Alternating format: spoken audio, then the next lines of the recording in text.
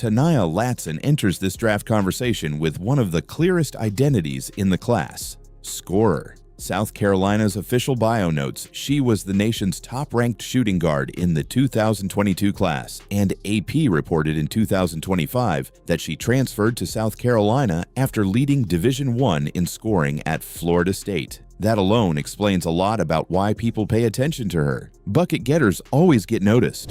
Her background points to that scoring identity early. South Carolina's bio highlights her huge high school production at American Heritage in Miami, where she averaged 27.2 points, 7.0 assists, 8.0 rebounds, and 5.3 steals as a senior. Those are the kinds of numbers that tell you a player was used to carrying offensive responsibility long before college. Settle in a little bit more, at least offensively. Latson on a heater to start with 14. Coaching certainly in her DNA, and Latson scoring in her DNA now in double figures with 10. It was Volker off the mark. Here's Latson ahead of the pack. And Tania Latson with 7. The move to South Carolina added another layer to her story. It was not just a transfer, it was a step into one of the most demanding, visible environments in the sport. AP framed that decision as Latson joining the Gamecocks in pursuit of a national title, and more recent reporting has continued to describe her as someone who came to Columbia after 3 years at Florida State, where she had already built a reputation as one of the country's most dangerous scorers. That is what makes Tania compelling. She is not trying to convince people she can score. She already did that. The more interesting part is how that scoring translates when surrounded by elite talent and raised expectations. In other words, can she stay productive while proving she is more than just volume? That is the kind of question that follows great college scorers into the draft. Still, there is real value in a player whose main trait is that obvious. Every class needs someone who can create offense and put pressure on a defense. Latson has been that player for years. That is why she belongs in this series, and why WNBA teams will look closely at her. Scoring never goes out of style, and Tania Latson has built her name on exactly that. Azzi Fudd feels like one of the easiest players in this draft to recognize, even for casual fans. She came into college with huge expectations after being the #1 recruit in her class, the 2021 Morgan Wooten High School Player of the Year, and the first sophomore ever to win Gatorade National Player of the Year. At UConn, that kind of resume immediately put a spotlight on her, because UConn guards are always judged against a very high standard. But Azzi's college story was never just about hype. It was also about resilience. Injuries disrupted different parts of her first few seasons, including another knee setback in late 2022. Azzi Fudd ruled out for the season with a torn ACL and meniscus, which kept interrupting her rhythm just as she seemed ready to explode. That is a huge part of her story, because almost nobody questions the talent. The real question around Azzi has always been whether she could finally get a healthy runway and show people what she looks like over a full stretch. When she has been healthy, the answer has been obvious. ESPN's February mock had her projected #1 overall, pointing to her scoring, shooting, and defensive reliability. That is the appeal with Azzi Fudd. She looks polished, she looks prepared, she looks like the kind of player who can fit into a WNBA offense quickly, because elite shooting always translates. Off the court, Azzi's public image has always felt steady and composed. She is not sold as chaos or controversy. She is sold as calm confidence. That makes her easy to package as a pro, especially because UConn players usually arrive in the league with a built-in reputation for big game experience and structure. That is why Azzi matters so much in this draft. She is not just another prospect with upside. She is one of the clearest, ready-made star cases in the class. If a team wants shot-making, pedigree, and a player fans already know, Azzi Fudd is one of the safest names to bet on. And that is exactly why she has spent so much time near the top of the 2026 draft conversation. Awa Pham is the kind of player casual fans may not know yet, but serious draft watchers absolutely do. She is a Spanish international prospect listed by FIBA at 6'4", born on June 17, 2006, and tied to Valencia Basket. What makes her story so interesting is that she is not following the most common path into this draft conversation. She is not a major American college star. She is an international big whose profile has kept rising because of skill, versatility, and long-term upside. That alone makes her stand out. Navida uses a screen from Pham, hands it back, 3-ball at the top, our Pham, Vida.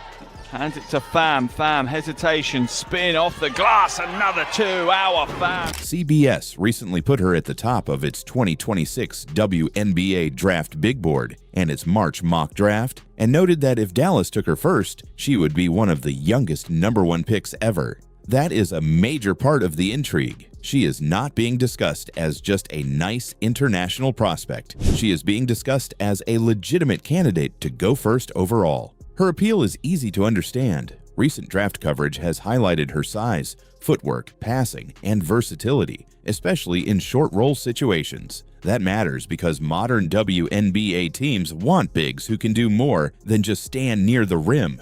They want players who can process the floor, move the ball, and punish mismatches in different ways. Pham's profile suggests she can become that kind of player. There is also something powerful about the mystery around her. With college stars, fans usually feel like they have watched the whole journey already. With Awa Pham, there is still discovery. There is still that feeling of, wait, who is this and how high can she go?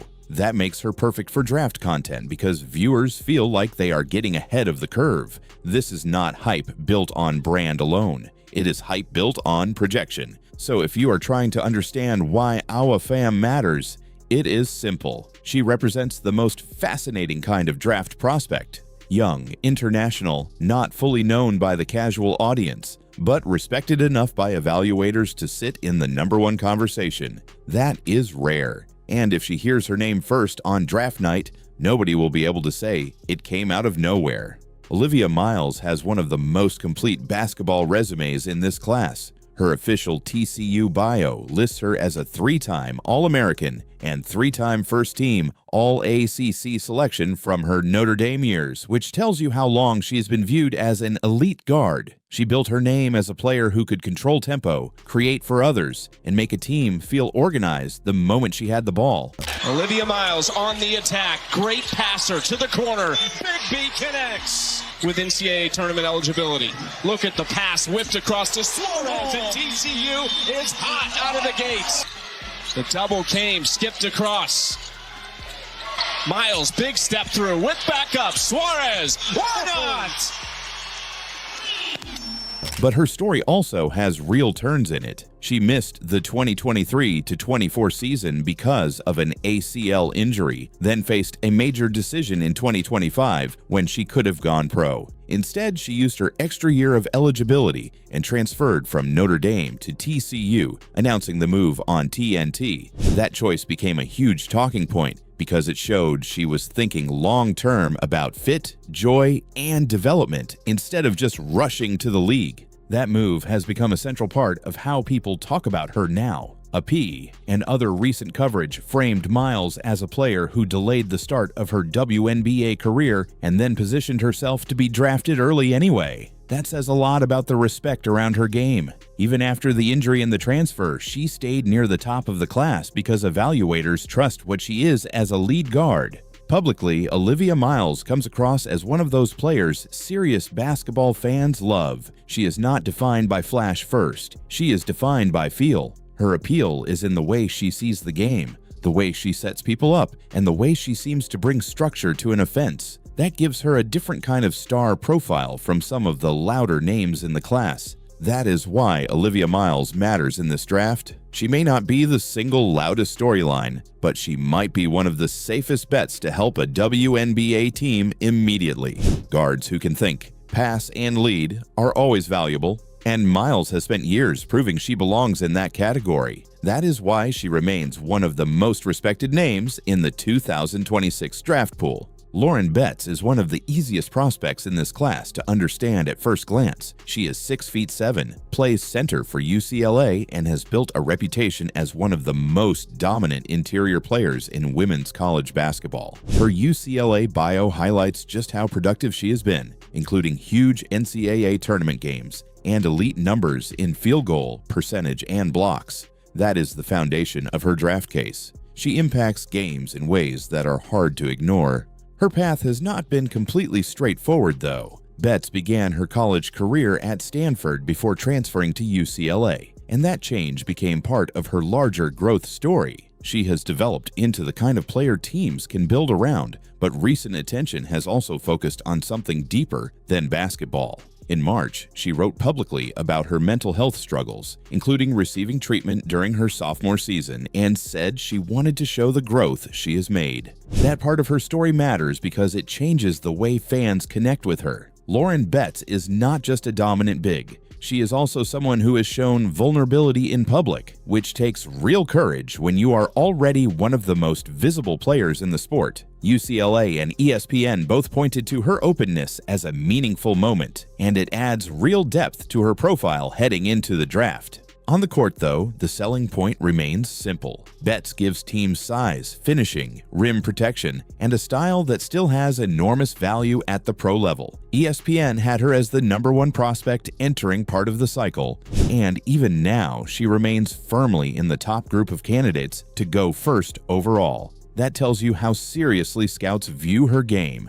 So when fans hear Lauren Betts discussed near the top of the draft, it is not just because she is tall. It is because she combines obvious physical tools with real production and a personal story that has made her more relatable. She looks like a player who can anchor a franchise, and that is why she remains one of the most important names in the 2026 WNBA draft. Flau'jae Johnson may have the most crossover appeal of anyone in this class. On the basketball side, LSU lists her as a 5'10" guard from Savannah, Georgia, and AP recently described her as the heart and soul of LSU after her college career ended in the NCAA tournament. That captures her on-court identity well. She is not just a scorer or athlete. She is a personality, an energy source, and a player people remember. Her background helped set that up early. LSU notes she was a McDonald's All-American, the first one recruited to Baton Rouge by Kim Mulkey, and the MVP of the Jordan Brand Classic after scoring 27 points. 3 to shoot. Johnson double team right baseline. Has to take a fadeaway, and it's good!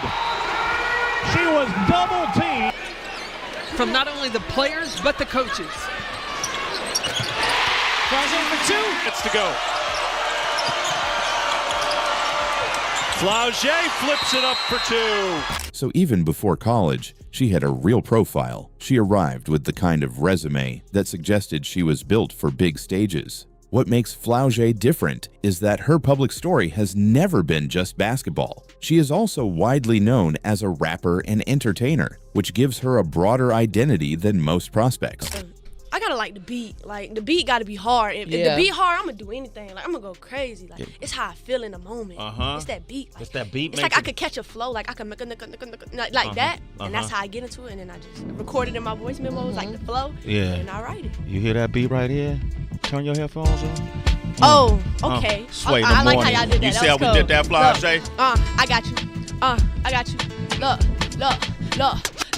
I said I hit the ground running like I was landing a plane. My bloodline was the ones that gave Savannah a name. They say they bet the house on me. I put it all on my chain. Shout out the moms. It wasn't a Christmas that Santa ain't came. Flow is cream, the code to me. The whole agree. I'm more than eager to kill the competition. I don't have an opposition cause they all dead. Well, somewhere in my composition, I forgot to mention I need $5 million for a proposition. That matters in modern sports because fans do not only connect with players through box scores. They connect through personality, presence, and story. Flau'jae has all three, which is why she often feels bigger than where she sits on any one mock board. And the basketball resume is strong too. Recent draft coverage has kept her among the top names in the class, while AP's March list of key prospects included her alongside the biggest names expected to go early. So this is not a case where brand is carrying the entire conversation. There is real basketball substance behind it. That is why Flau'jae Johnson is such an interesting draft story. She has the talent to matter on the court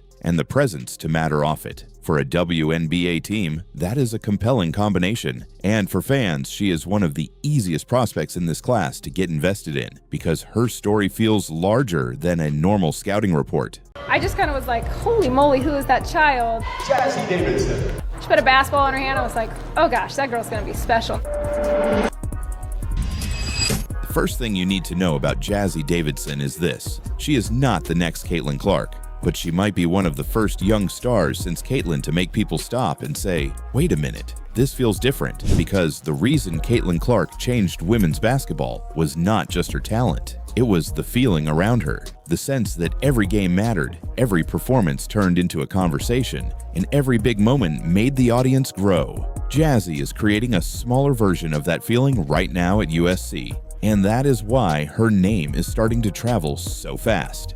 Jazzy Davidson arrived at USC as the #1 recruit in the 2025 class. I'm Jazzy Davidson. I'm a girls basketball player and I'm a sophomore at Clackamas High School. I'm the #1 recruit in the class of 2025. I've been playing basketball since I was in kindergarten. I started just like rec ball and then I switched to AAU in 3rd grade. And ever since then, I've kind of just fell in love with it. And that matters because stars who carry that label do not get time to hide. ESPN's freshman impact rankings put her first before the season, saying she would step into a major role immediately, with Juju Watkins out recovering from an ACL injury.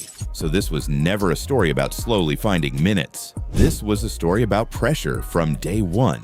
USC needed production, creation, and stability, and Jazzy walked into that environment as a freshman and handled it like she belonged there. And once the season started, the numbers backed it up. ESPN lists her at around 17.9 points, 5.6 rebounds, and 4.1 assists per game as a freshman, which is already impressive. But the real stat that jumps out is the versatility.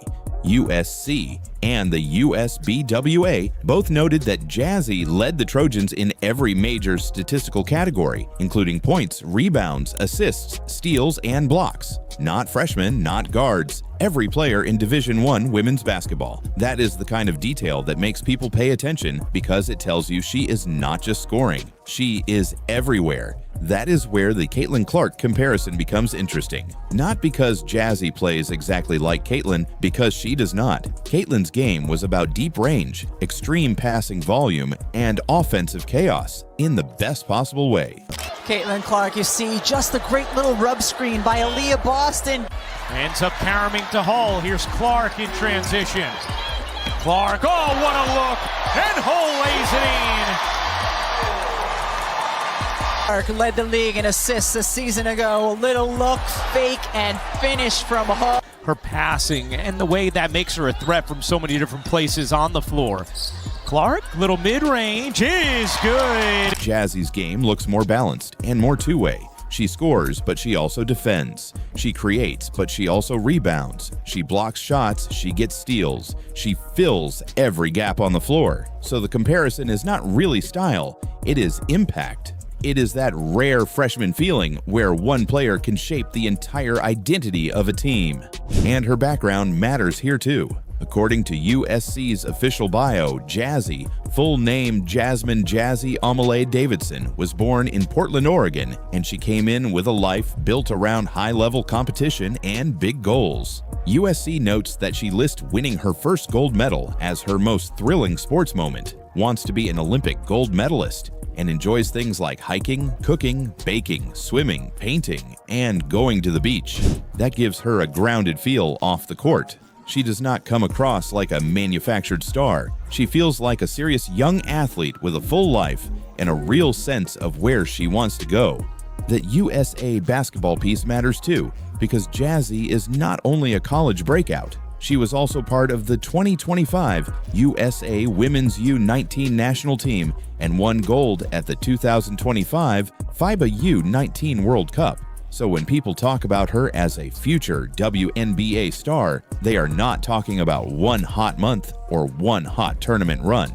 They are looking at a player who has already been identified for years as a top-level talent, then validated it on national and international stages. That matters because real stars usually leave a trail before the mainstream audience fully catches up. Jazzy is already building that trail, Then came the moment that pushed her beyond just prospect talk and into national attention. In her NCAA tournament debut against Clemson, Jazzy scored 31 points, including the go-ahead 3 in overtime, and lifted USC to a 71-67 win. AP called it one of the standout performances of the tournament, and USC later pointed to it as one of the defining moments of her freshman year. That game matters because stars are remembered differently once they do it in March. A lot of players have nice regular seasons. The audience gets bigger when the bracket starts. Jazzy met that moment straight away. And once that happened, the awards started stacking up. On March 25th, USC announced Jazzy had been named the USBWA Tamika Catchings National Freshman Player of the Year. Then on April 1st, USC announced she had also been named the WBCA NCAA Division I Freshman of the Year. ESPN's final freshman rankings had her at #1 in the country. That is a serious combination. It tells you this is not a fan-driven social media wave. Coaches, writers, and national evaluators are all seeing the same thing. Jazzy Davidson did not just have a good freshman season, she had one of the best freshman seasons in the country. So why are people already connecting her name to Caitlin Clark? Because after Caitlin, people are looking for the next player who can become bigger than the box score. The next young star who can drive conversation, carry a program, and make fans feel like they need to watch. That does not mean Jazzy is going to become Caitlin. Caitlin was a one-of-one event, but Jazzy does have something very valuable. She already feels important. She already feels central, and in college basketball, that feeling is usually the first sign that something much bigger is coming. The scary part for the rest of the sport is that this is only the beginning. Jazzy is still just a freshman. USC's official bio makes clear she has 3 more seasons ahead, and the WBCA announcement said the basketball world is only starting to see what she can become. So when you step back and look at the full picture, the story almost writes itself. Elite recruit, immediate responsibility, historic all-around production, March breakout, National Freshman Awards, USA basketball pedigree, and a game that impacts both ends of the floor. That is not normal. That is the profile of a player who could become one of the defining names of the next era. So no, Jazzy Davidson is not the next Caitlin Clark. That is probably the wrong question anyway. The better question is this: can Jazzy Davidson become the first Jazzy Davidson, the kind of star who makes her own lane and forces everyone to stop comparing her to someone else? Right now, all the signs say yes, because what she has already done at USC is not just impressive for a freshman. It is the kind of start that makes people believe a future superstar is arriving right in front of them. If you're still watching, drop Jazzy Rising in the comments. Sarah's the one player on the team, because she can play inside and outside, that poses the most difficult matchup for the other teams. Sarah Strong takes it all the way. Cooper gets denied by the freshman Strong.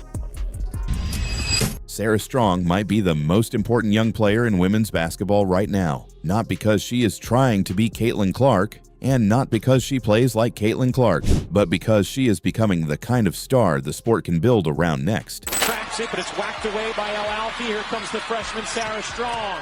Sarah Strong digs in and lays it home. A good plus in the Elite Eight. Chin to Strong. She got it. From that area where she completely dominates under the cylinder. Now something to watch, Rebecca. Now Strong is the 5 in this lineup as Strong cut it. LA. Flood lobs it in. Chen, what a feed. And Strong. That is the real story here. After Caitlin Clark changed the scale of attention in women's basketball, everyone started looking for the next player who could feel that big, that important, that undeniable. And right now, Sarah Strong looks like one of the best answers anyone has. She just won the 2026 AP Women's College Basketball Player of the Year award after leading UConn to an undefeated 38-0 season. And that alone tells you this is no normal sophomore season. To women's hoops, where Sarah Strong and UConn have completed a perfect 31-0 regular season. The Huskies have won 47 in a row, tied for the 5th longest win streak in Division I history.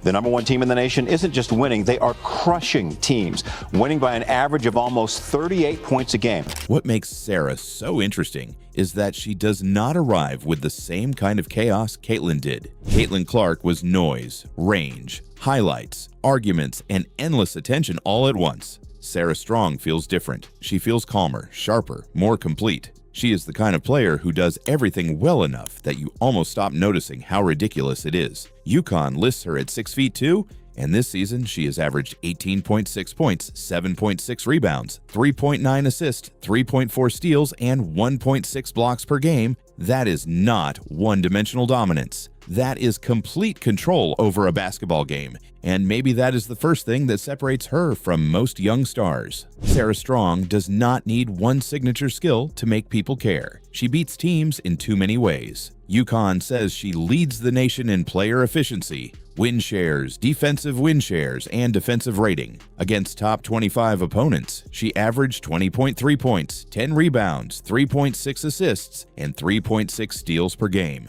So this is not empty production built against weak teams. The bigger the stage gets, the stronger the numbers look. Not gonna lie, like, Sarah Strong is, no question about it, the best female college player since Caitlin Clark. And when it's all said and done, she might be the best UConn player ever. Like, she could be. That's not a crazy thing. That sounds like a crazy thing to say when Stewie is UConn. Stewie is the one player that I would say has the strongest argument against Caitlin Clark for the best individual player ever. That is one of the clearest signs of a future superstar. Her background matters too, because Sarah Strong was not some surprise breakout. She arrived at UConn as the #1 ranked recruit, the 2024 Naismith High School Player of the Year, a McDonald's All-American, and a 2-time North Carolina Miss Basketball and Gatorade North Carolina Player of the Year. UConn says she led Grace Christian School to 3 state titles and averaged 21 points, 16.8 rebounds, 4.6 assists, and 2.8 steals in high school. In other words, the expectations were already massive before she ever played a college game. That part matters because great players are one thing. Great players who actually live up to impossible expectations are something else entirely. At UConn, the standard is brutal. You are not just asked to be good. You are asked to belong in the same world as the biggest names in the sport. Diana Taurasi, Maya Moore, Brianna Stewart, Paige Buchers. That is the environment Sarah walked into, and instead of looking overwhelmed by it, she has started to look like the center of it. AP reported that Gino Auriemma called her the heart and soul of the team, and when a UConn coach says that about a player this early, people notice. This is where the Caitlin Clark comparison becomes useful, but only if you use it the right way. Sarah Strong is not Caitlin Clark. She does not have the same style, the same shot profile, or the same public identity. Caitlin bent games with range and volume. Sarah bends them with balance. Caitlin felt like an offensive explosion. Sarah feels like a machine with no weakness. So the comparison is not really about play style. It is about significance. It is about whether a player feels big enough to carry the future conversation of the sport. Sarah already does. And the scary part is, she is still early in the story. She is only a sophomore. ESPN ranked her #1 in its preseason top 25 player rankings before this season even began, which meant the whole sport already saw this coming. Then she somehow exceeded that level of hype. She hit 1,000 career points in only her 59th game, which AP said made her the 3rd fastest player in UConn history to reach that mark. Again, that is not normal. That is the sort of pace that makes people stop talking about potential and start talking about legacy.